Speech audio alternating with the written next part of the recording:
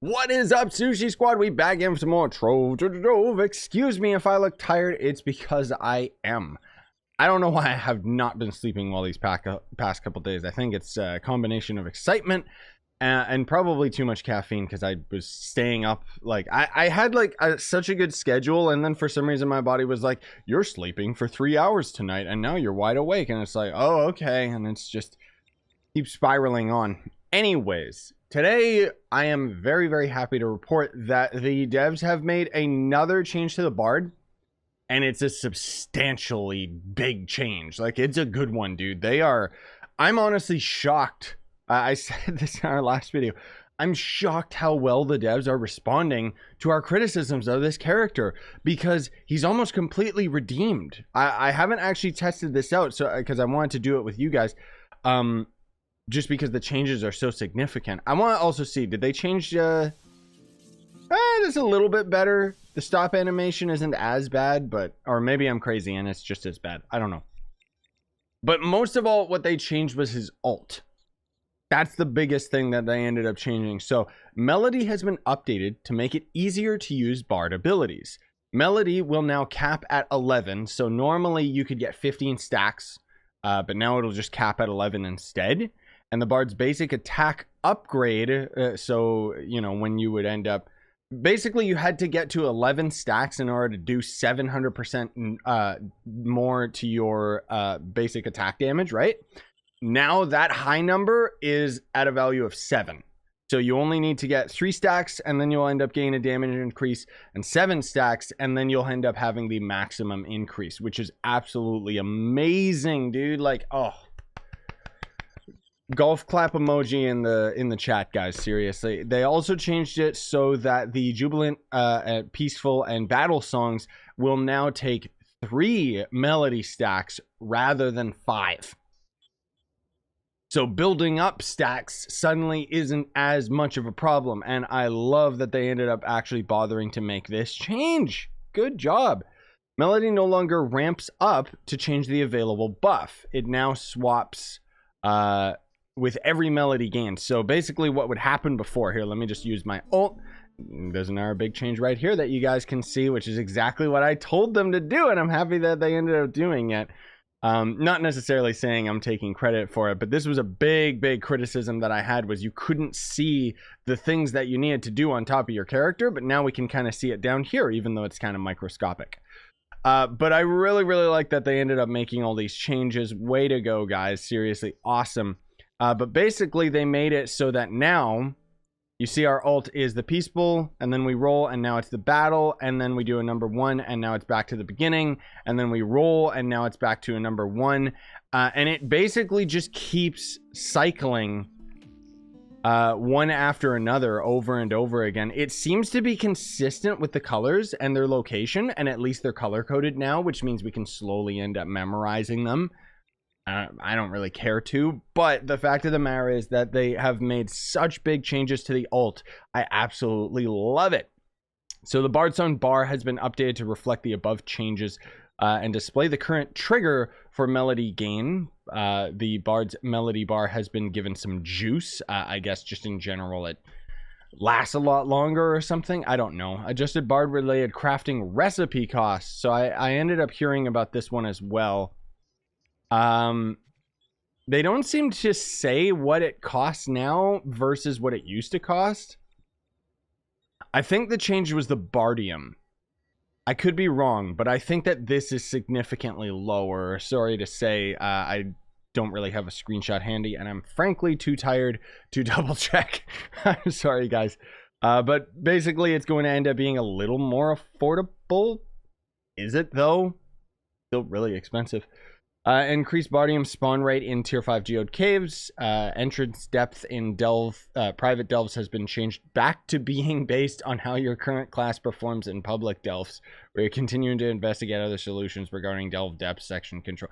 Whatever, just a bunch of delve stuff nobody cares about. Updated bard ability and bardium descriptions. So let's actually double check, because bardium actually had a pretty jank description before. This ore is found rarely in tier 5 of geode caves. Nice job, devs. Now it actually explains it properly, so that's pretty cool. But the biggest change again is just the ult now is actually viable. So this character we kind of already talked about after they ended up reworking the attacks and everything like that, and how now it scales off of attack speed. The battle buff ends up basically giving an attack damage buff rather than attack speed buff, which is great. But we talked about how this character can be used very easily for speed farming your own, and is also technically the only support class in the game that actually does something. Like, technically, sure, you could use Revenant as a tank or Tomb Raiser as a tank. Okay, if you consider that a support. But when I talk support, I'm talking like how Chloromancer has all these healing abilities that don't actually do anything. The Bard actually gives attack buffs to people, and that's why it's actually like a good ability, right? So anyways, let's go test this out here, because hopefully it's gotten a little bit smoother with keeping our ultimate power, right? Because basically what we're going to try and do is, you see our full stat goes up to 11, 10, 9, 8, 7. So we have to get right into the big boy status before we'll end up being able to actually use our basic attack increase, right? And we can kind of just keep cycling back and forth with all of these. It's definitely a lot easier to manage our abilities, which I really, really love, because now I can keep my stacks, right?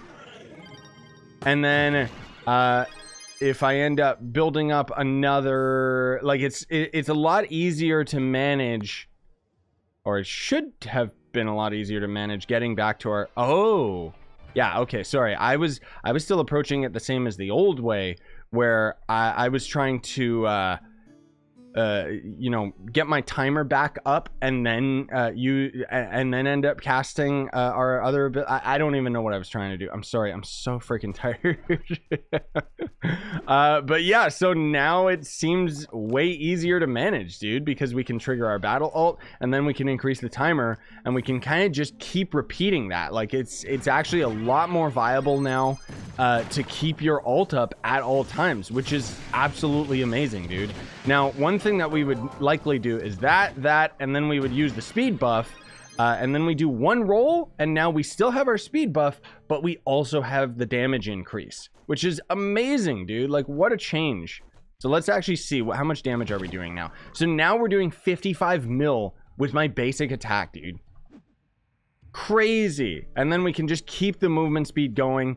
It's definitely a lot easier to just look at the bottom menu to actually see what abilities I need to use. It's still going to take a little bit of time to get used to, that's for sure. But it definitely does work. And then I'm about to lose stacks right here, but bang, we already got it again. Absolutely awesome. I can't believe that they actually made it so that you can keep all of your stacks while you're just out farming and stuff. Like, that's so cool, dude. It's still going to take a little while to get used to, that's for darn sure. Just because of the way that the stacking works and everything, and trying to do all of that while keeping your timer going, while keeping all of your buffs going. Like, it's definitely one of Trove's most complex characters. That's for darn sure. But the ult does seem to last long enough that we can just pretty much keep it the entire dungeon. When we've got our damage buff, well, damage buff from our ult, it doesn't seem like it's affecting this guy. Like, it doesn't seem like it's affecting me, myself, and I. Because we've actually got the damage buff right now, and I'm still only doing 55 mil. So, not exactly sure if that ends up helping us, you know? But it seems like we can just use our ult when we're at max stacks, and then we can just kind of go about our merry way and not worry. Because more than likely, while using all of our abilities, we'll end up building up that last stack, and then we can use our ult and then get our timer again. Obviously giving us the damage buff, but we can use our ult, get our timer, get a speed buff. I'm sorry if it sounds a little crazy, but sorry. Let me try and explain it a little bit better. I'm sorry. I'm so overwhelmed with trying to do the dungeon at the same time. You know, like, that's the thing. You guys gotta bear with me, okay? So anyways, like right now, we've got max stacks, right? But we're slowly losing our timer. So we use our ult once at max stats. That's max stacks. Sorry, not stats. that ends up depleting 3, and then our next ult is going to be Epic Rift, so we can use that. And now we're still down to the last 3 here. We use our speed buff, and then we gotta end up using an ability once, and now we're already back to using big boy damage while simultaneously still building up our stacks while we're on our way over to the next dungeon. My point is that they've really organized it a lot better, and it's definitely a lot easier to manage all of your stacks. It is a little annoying that right now anyways, I'm having to spend so much attention, like I'm basically laser focused down here trying to watch which abilities I need to end up using. It would be kind of, I know that it would be a little bit lame, but I personally think it would probably be a little bit better if he only needed to use like one type of ability, like maybe that our right click would be the only one that we would end up using to get our ult going or something. But I mean, that's just my 2 cents towards it. And even then, I know that they want to make it so that you're using all of your abilities at all times, but the point is, Bard is not only viable now, but the fact that we can have that 11 stack and are doing 55 mil with our basic attack means that Bard is actually one of the strongest speed farming characters in the entire game. And I mean, I'm not even, you know, I'm not even having Trailblazing, having Aviar or Raptor Berserker boost going on. I don't even have Pyrodisc, but you can end up getting like, I think over 300 movement speed. I was gonna say 300%.